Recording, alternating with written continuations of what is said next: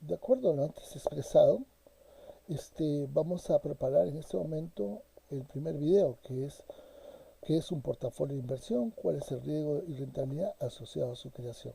Espero que realmente sea de su agrado y como les manifiesto, por favor tengan presencia activa en esto. No se trata de que simplemente cumplan con verlo, sino que traten de comprenderlo y ustedes pueden observarlo cuantas veces sea necesario. Ya nos encontramos.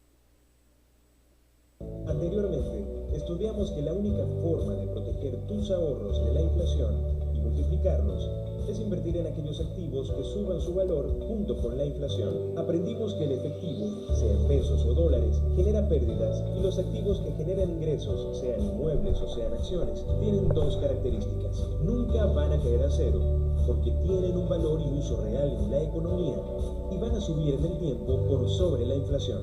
Ahora, vamos a estudiar el increíble efecto multiplicador del retorno y de reducción de riesgo que tiene invertir en varios activos en lugar de poner nuestros ahorros en solo uno de estos. A este conjunto de inversiones lo llamamos portafolio de inversión. Tomemos el ejemplo de invertir en inmuebles desde el 2004.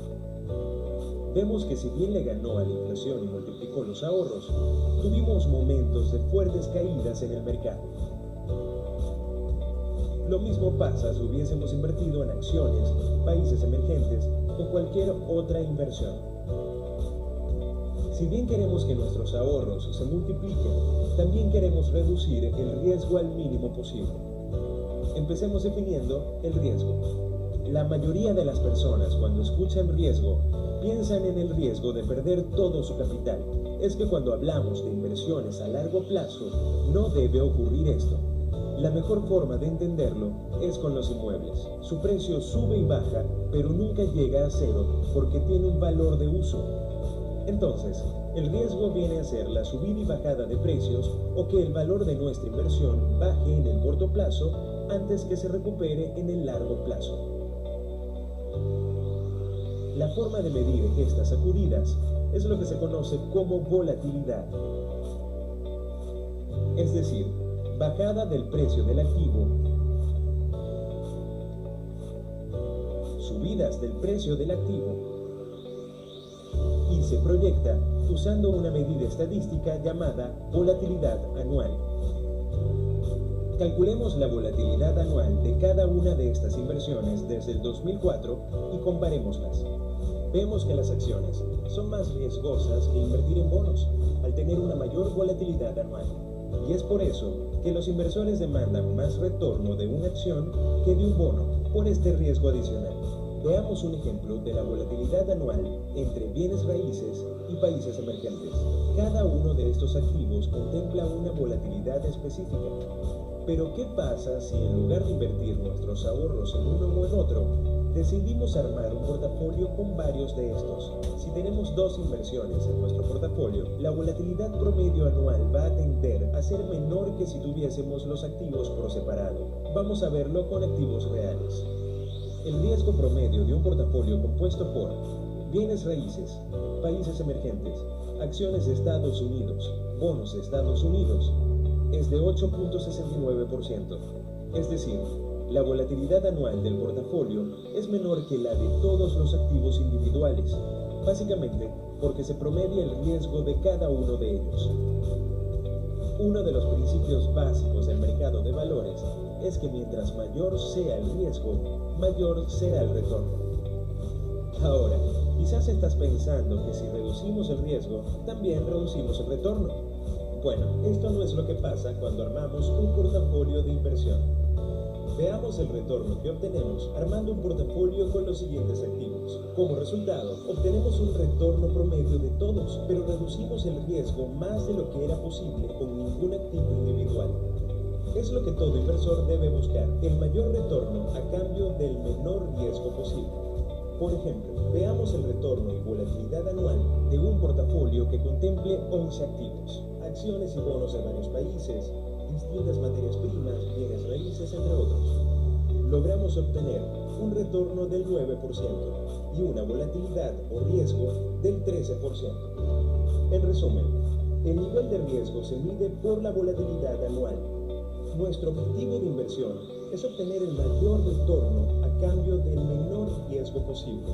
El nivel de riesgo es proporcional al retorno que esperamos de nuestra inversión y asimismo lo podemos reducir mientras más activos incluyamos en nuestro portafolio. Debemos entender que siempre que obtengamos un retorno debemos correr un riesgo. Es imposible romper esta relación que dice que a más retorno, más riesgo, pero logramos reducirla creando un portafolio de inversión y mientras más activos contenga, será mejor la relación riesgo-beneficio.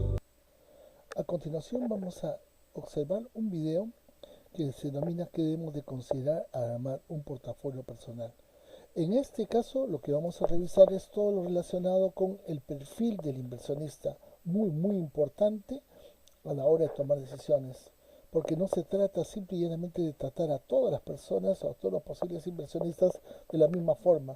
Inclusive uno mismo tiene que hacerse esa pregunta, si es conservador o es del tipo agresivo. Bueno, todo va a depender también de las circunstancias, el momento en la vida, como van a poder observar en este video. Espero que sea de su completo agrado. Como vimos en el video anterior, nuestro perfil de inversor resulta de la combinación entre deseo, necesidad y capacidad de correr riesgo. Ahora, te vamos a enseñar a evaluar cada elemento en tu caso personal. Empecemos por el deseo de correr riesgo. El deseo de correr riesgo se refiere al nivel de riesgo y retorno que creemos que queremos tomar y que podemos tolerar. Logramos entender esto si nos hacemos preguntas hipotéticas. Por ejemplo, ¿cuál de las siguientes opciones preferirías para una inversión a un año? Preferimos una inversión que en el mejor de los casos nos pueda generar un 7% de retorno y en el peor de los casos nos haría perder 2%, o preferimos una inversión que en el mejor de los casos nos pueda dar un 40% de retorno, pero en el peor nos puede hacer perder hasta un 20% de nuestro capital.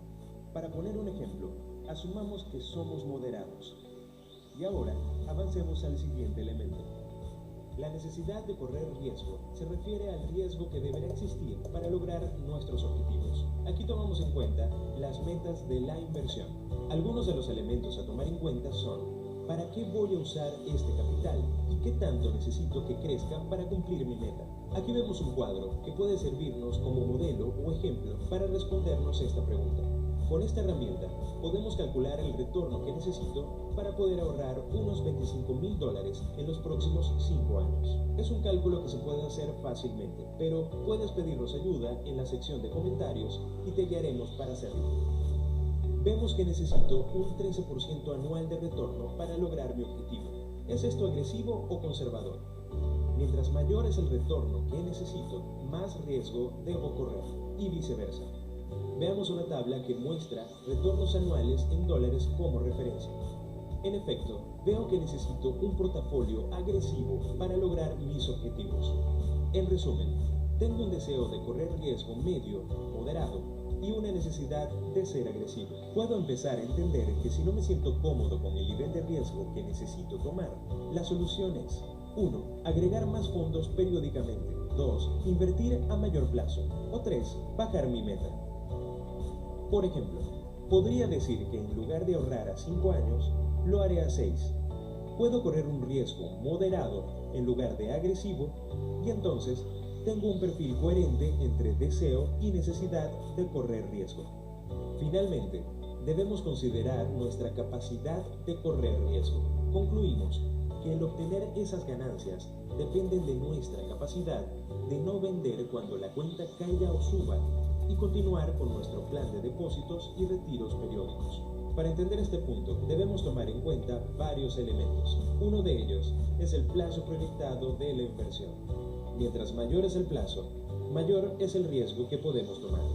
En este cuadro podemos ver plazos de referencia que te servirán en el armado de tu portafolio. Otro de los factores es nuestra edad o etapa de nuestra vida. Mientras mayores somos, menor el riesgo que debemos correr. Del mismo modo, debemos tomar en cuenta nuestra experiencia en inversiones. A menor experiencia, menor riesgo debemos correr. Y por último, nuestra capacidad de ahorro. Mientras más podamos ahorrar, más riesgos somos capaces de tolerar.